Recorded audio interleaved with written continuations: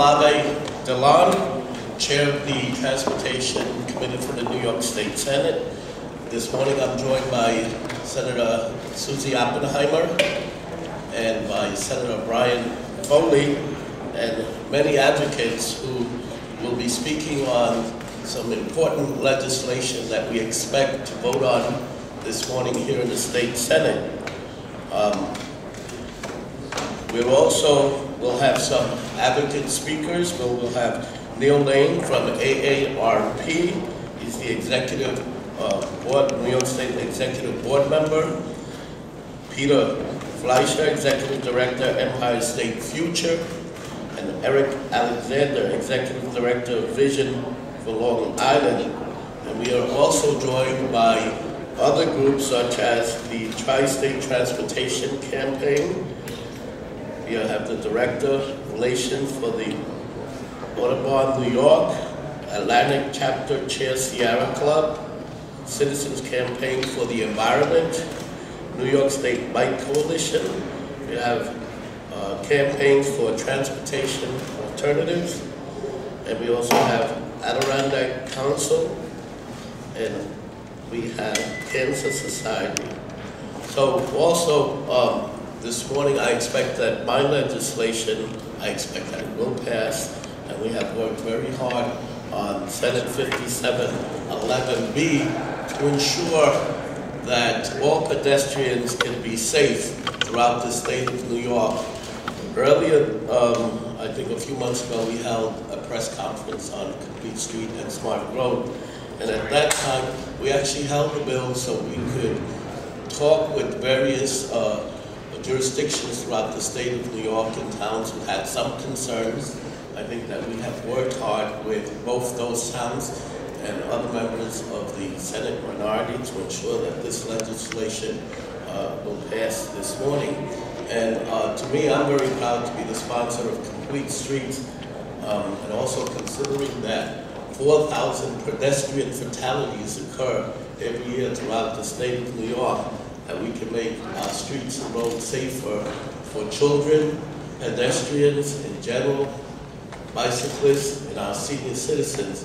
So I'm honored that my colleagues and all these advocates have joined in support of Complete Streets. At this time, I will have Senator Susie Oppenheimer join us.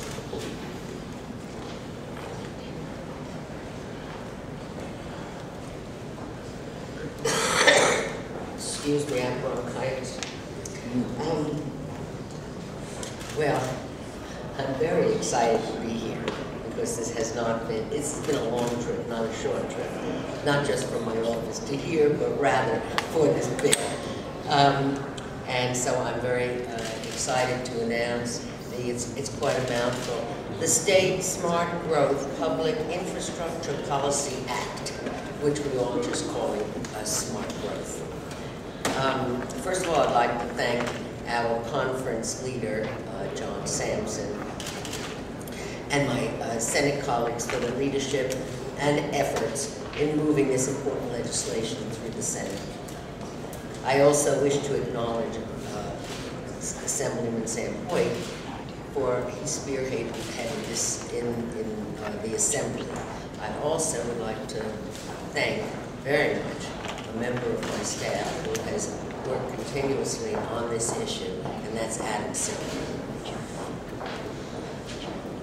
And I'm very grateful for the community groups that have supported us. And many of them were already mentioned because they weren't here.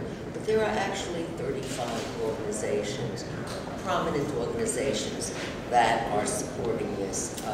The American Institute of Architects, the Environmental Advocates of New York, National Resource Defense Council, the League of Conservation Voters, the League of Women Voters, Regional Plan Association, the Sierra Club, and that's only a few of the names, so you can see it has wide support.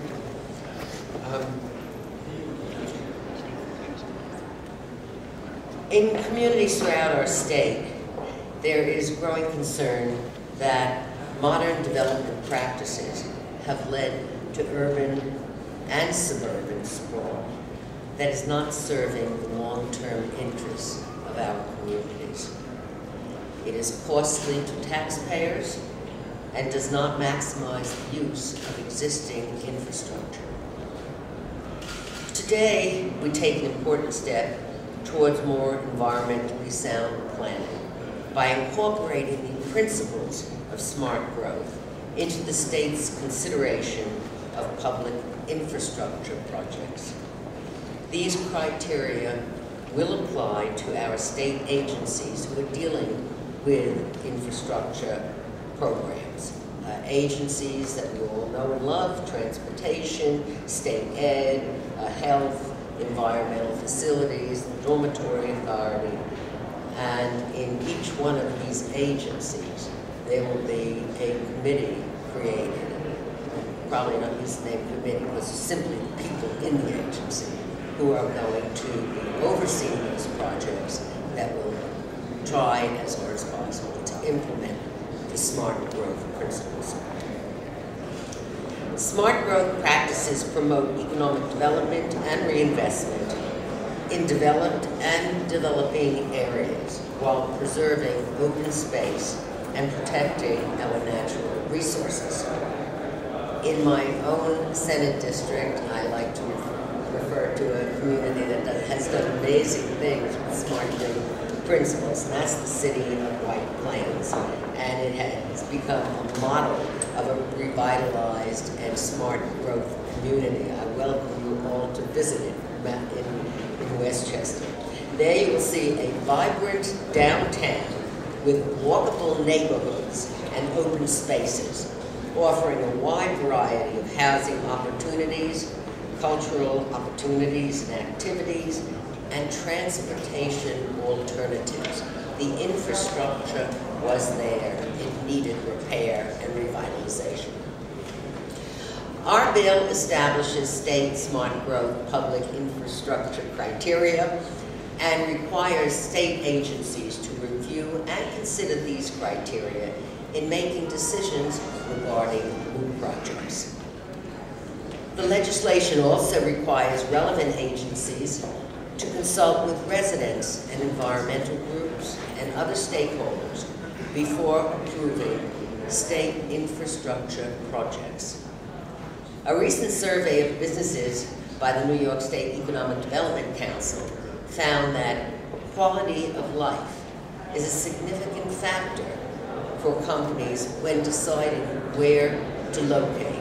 And we certainly know that CEOs of major corporations look very closely at the quality of those communities that they're going to be entering. A recent survey of businesses by the New York State Economic